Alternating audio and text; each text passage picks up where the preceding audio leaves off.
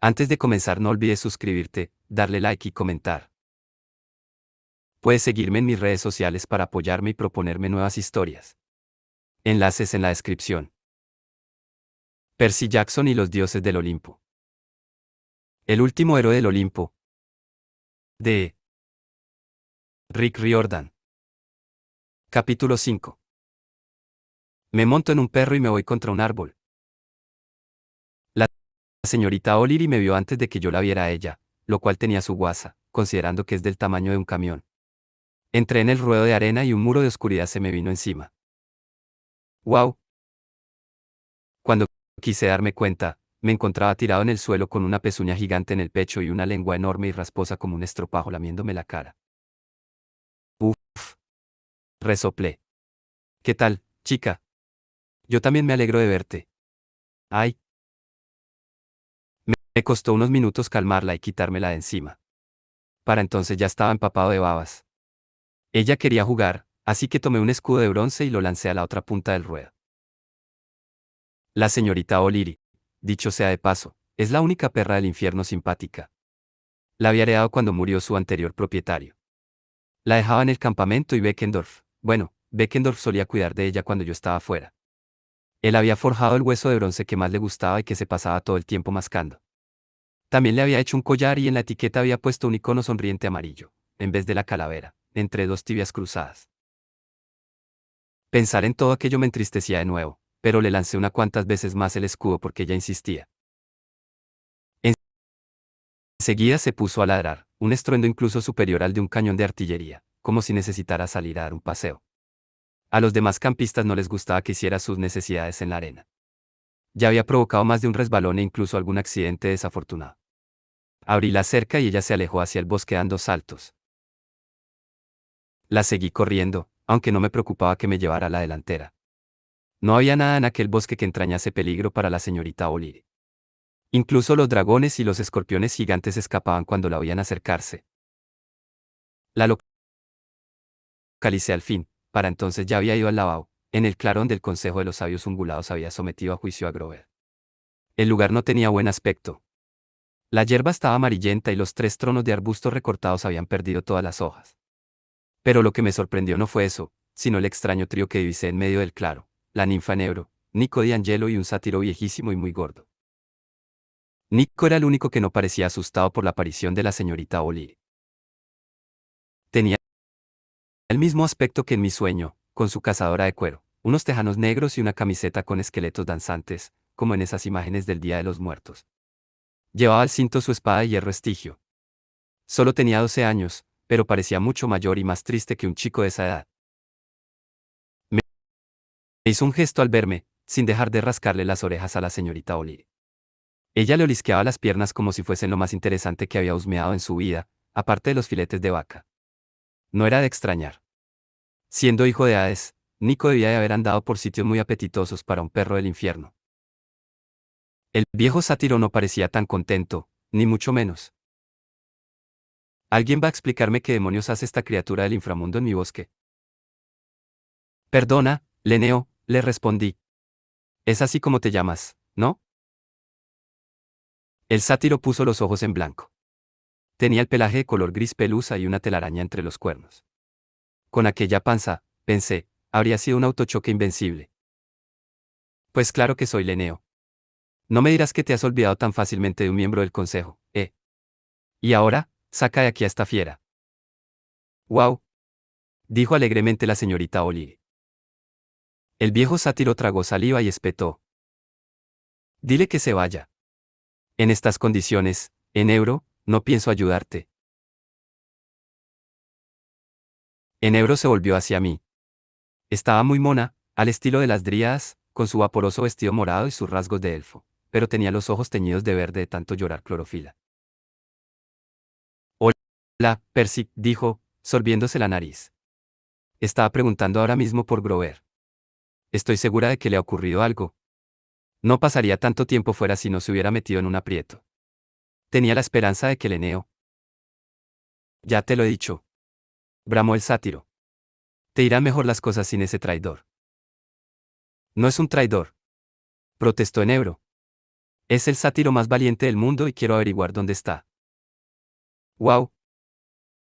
A Leneo le temblaban las rodillas. ¿N? No responderé a ninguna pregunta mientras este perro del infierno siga husmeándome la cola. Nico hacía esfuerzos para no mondarse de risa. Ya me la llevo yo a dar un paseo, dijo. Dio un silbido y la señorita O'Leary correteó tras él hacia la otra punta de la arboleda. Leneo resopló indignado y se sacudió las ramitas de la camisa. Bueno, como estaba tratando de explicarte, jovencita, tu novio no ha enviado ni un solo informe desde que decidimos exiliarlo por votación. Intentasteis exiliarlo por votación, lo corregí. Pero Quirón y Dioniso lo impidieron. Va. Ellos solo son miembros honorarios del Consejo. No fue una votación reglamentaria. Ya se lo contaré a Dioniso, dije. Leneo palideció.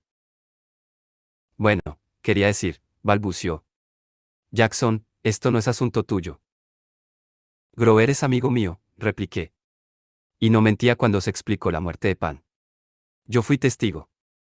Pero a vosotros os daba demasiado miedo aceptar la verdad. A Leneo le temblaron los labios de rabia. No. Grover es un mentiroso. Por mí que se pudra. No las arreglamos mejor sin él. Señalé los tronos marchitos. Si también van las cosas, ¿dónde están tus amigos? Parece que vuestro consejo no se ha reunido últimamente. Marón y Sileno, volverán, estoy seguro, afirmó, aunque había una nota de temor en su voz. Se están tomando su tiempo para reflexionar. Ha sido un año muy peliagudo. Y más lo va a ser, le aseguré. Necesitamos a Grover, Leneo. Ha de haber un modo de localizarlo con tu magia. El viejo sátiro parpadeó, nervioso. Te lo estoy diciendo, no he oído nada. Quizás esté muerto. Muerto no, le aseguré. Eso sí lo percibo.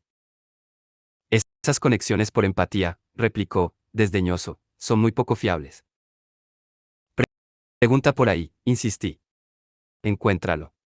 Se avecina una guerra. Grover estaba preparando a los espíritus de la naturaleza. Sin mi permiso. Y esta no es nuestra guerra. Lo agarré de la camisa, cosa nada propia de mí, la verdad, pero aquella vieja cabra estaba sacándome de quicio. Escucha, Leneo. Cuando Cronos ataque, vendrá con manadas de perros del infierno.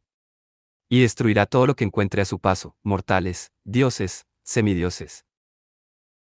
¿Crees que a los sátiros no os tocará un pelo? Se supone que eres un líder. Pues lidera. Lárgate de una vez y averigua lo que pasa. Encuentra a Grover y tráele noticias a Enebro. Y ahora, muévete. No le di un empujón muy fuerte, pero era más bien cabezón y se desplomó sobre sus cuartos traseros. Se reincorporó penosamente y se alejó corriendo con su panza bamboleante. Grover jamás será aceptado. Refunfuñó. Seguirá desterrado hasta la muerte. Desapareció entre los matorrales y Enebro se secó los ojos. Perdona, Percy. No quería involucrarte. Leneo sigue siendo uno de los señores de la naturaleza. No te conviene tenerlo como enemigo. No importa, contesté. Tengo enemigos peores que ese sátiro gordinflón. Nico se acercó. Buen trabajo, Percy, dijo. Por el rastro de boñigas que ha dejado, yo diría que lo has asustado de lo lindo. A mí, en cambio, me asustaba ver allí a Nico, porque intuía el motivo. Aún así traté de sonreír. Bienvenido. ¿Solo has venido a ver a Nebro? Pregunté. Él se sonrojó. No. Eso ha sido por causalidad. He caído, en medio de su conversación. Nos ha dado un susto brutal. Dijo Enebro. Como surgido directamente de las sombras. Pero oye, Nico, tú eres hijo de Hades. Seguro que no has sabido nada de Grover. El chico desplazó su peso de una pierna a otra.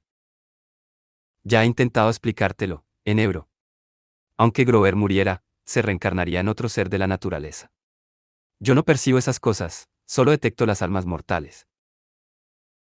Pero si te enteras de algo, suplicó, poniéndole una mano en el brazo, de cualquier cosa. Nico se ruborizó aún más. Sí, cuenta con ello. Mantendré los oídos alerta. Daremos con él, Enebro, le prometí. Grover está vivo, seguro. Tiene que haber algún motivo para que no se haya comunicado con nosotros. Ella sintió, desmoralizada. Me da rabia no poder salir del bosque. Puede estar en cualquier parte y yo, aquí atada, esperando. Ay, si ese niño cabra se ha hecho daño. La señorita O'Leary volvió dando saltos y se puso a olfatear el vestido de Enebro. Ella soltó un chillido. Quieta. Que ya sé lo que pasa con los perros y los árboles. Me voy. Hizo puff y se disolvió en una niebla verde. La perra se alejó decepcionada en busca de otro objetivo. Nico dio unos golpecitos en el suelo con la espada y en el acto surgió de la tierra un montón de huesecillos que se acoplaron entre sí y formaron el esqueleto de un ratón de campo, que se apresuró a salir corriendo. Me apenó mucho lo de Beckendorf, comentó Nico. Se me hizo un nudo en la garganta. ¿Cómo lo has sabido? Hablé con su fantasma. Ah, ya. No conseguí hacerme a la idea de que aquel crío de 12 años pasara más tiempo hablando con los muertos que con los vivos. ¿Te dijo algo? No te culpa a ti. Se imaginaba que te estarías fustigando por lo ocurrido y me dijo que no tenías por qué. Va a tratar de renacer. Nico negó con la cabeza. Piensa quedarse en los Campos Elíseos. Dijo que esperaba a alguien. No sé a qué se refería, pero parecía conforme con la muerte. Aquello no me consolaba demasiado, pero ya era algo. Tuve una visión de ti en el monte Tamalpais, le dije. Fue real, sí, repuso. No pretendía espiar a los titanes, pero andaba por allí cerca. ¿Se puede saber para qué? Nico tiró el cinturón de su espada. Seguía una pista, bueno, ya sabes, de mi familia. Asentí. No ignoraba que su pasado era un asunto doloroso. Hasta hacía 2 años, él y su hermana Bianca habían permanecido detenidos en el tiempo en el Hotel Casino Loto. Habían pasado allí unos 70 años. Finalmente, un misterioso abogado los había rescatado y llevado a un internado, pero Nico no conservaba ningún recuerdo de su vida antes de aquel casino. No sabía nada de su madre. Tampoco quién era el abogado ni por qué los habían congelado en el tiempo y luego los habían liberado. Desde que Bianca había muerto y lo había dejado solo, vivía obsesionado con encontrar la respuesta a todos aquellos enigmas. ¿Y cómo te fue? Le dije. ¿Hubo suerte? No, murmuró. Pero quizá tenga pronto una nueva pista. ¿Cuál? Nico se mordió el labio. Eso no importa ahora, afirmó. Ya sabes por qué he venido. Sentí un pavor que me oprimió el pecho. Desde que el pasado verano Nico me había propuesto su plan para derrotar a Cronos, yo no había parado de sufrir pesadillas. Él se había presentado de vez en cuando para premiarme a que le diera una respuesta, pero le había ido dando largas. No sé, Nico, dije. Es que me parece una pasada, una solución extrema. Ya, pero vas a tener a Tifón aquí en... ¿Cuánto? Una semana. Y la mayoría de los demás titanes están sueltos y se han puesto del lado de Cronos. Quizá haya llegado el momento de pensar en soluciones extremas. Eché un vistazo al campamento por encima del hombro. Incluso aquella distancia oía a los campistas de Ares y Apolo peleándose otra vez, soltando maldiciones y farfullando versos malísimos. No tienen nada que hacer contra el ejército del titán, dijo Nico. Lo sabes muy bien. Esto es cosa tuya y de Luke, a fin de cuentas. Y solo hay un modo de que puedas vencer a Luke. Recordé nuestro combate en el Princesa Andrómeda. Él me había superado de un modo arrollador. Cronos casi me había matado con un solo corte de su guadaña, que me había dejado el brazo paralizado. En cambio, yo ni siquiera le había hecho un rasguño. Contracorriente rebotaba en su piel una y otra vez como si nada. Nosotros podemos conferirte la misma potencia, me apremió Nico. Ya has oído la gran profecía. A menos que quieras que tu alma sea cegada por una hoja maldita. Me pregunté cómo habría sabido el contenido de la profecía. Algún fantasma, seguramente. No se puede evitar una profecía, le dije. Pero puedes combatir. Tenía un brillo ávido y extraño en los ojos. Puedes volverte invencible. Quizá deberíamos esperar. Tratar de combatir sin. No. Gruñó. Ha de ser ahora. Me quedé mirándolo. Hacía mucho que no lo veía de tan mal genio. Oye, ¿seguro que estás bien? Pregunté. Nico inspiró hondo. Lo único que digo, Percy, es que cuando empiece la lucha ya no podremos hacer el viaje. Es nuestra última oportunidad. Siento ponerme tan agresivo, pero hace 2 años mi hermana dio su vida para protegerte. Ahora quiero que correspondas a su gesto.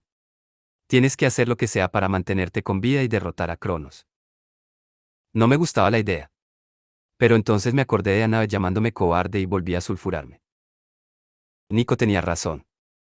Si Cronos atacaba Nueva York, los campistas estarían totalmente vendidos ante su ejército. Debía hacer algo.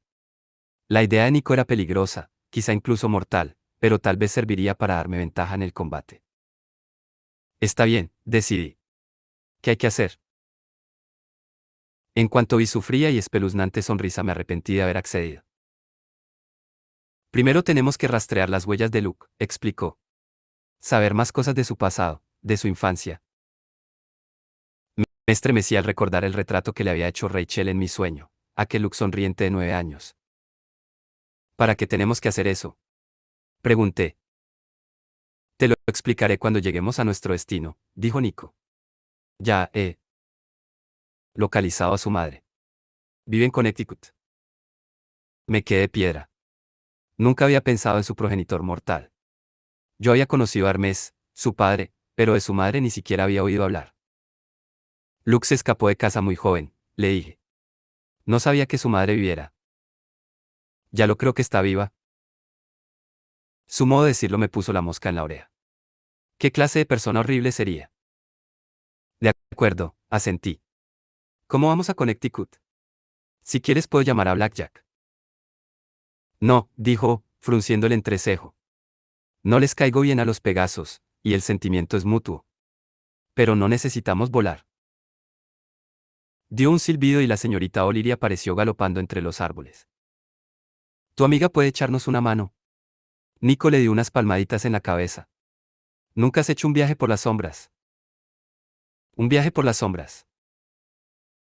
Nico le susurró al oído a la señorita O'Leary, que ladeó la cabeza, súbitamente alerta. Sube a bordo, me indicó. Nunca se me había ocurrido montarme en un perro, aunque la señorita O'Leary tenía sin duda el tamaño suficiente. Me subí a su lomo y me sujeté de su collar. Esto la dejará agotada, me advirtió Nico, así que no puedes hacerlo a menudo. Y cuando mejor funciona es de noche. Pero todas las sombras son parte de la misma sustancia. Solo hay una oscuridad, y las criaturas del inframundo pueden usarla como si fuese una carretera o una puerta. No entiendo nada, declaré. Ya. A mí me costó mucho tiempo aprenderlo. Pero la señorita O'Leary sabe cómo se hace. Tú dile a dónde debe ir. Dile que te lleve a Westport, a casa de Mike Castellan. ¿Tú no vienes? No te preocupes por mí, dijo. Nos vemos allí. Estaba un poco nervioso, pero me incliné sobre la oreja de la perra. Bueno, chica, le dije. Puedes llevarme a Westport, Connecticut, a la casa de Mike Castellan. La señorita O'Leary husmeó el aire. Miró el bosque sombrío. Entonces arrancó de golpe y fue directamente hacia el tronco de un roble. Justo antes de chocar, nos zambullimos en una sombra tan helada como el lado oscuro de la luna.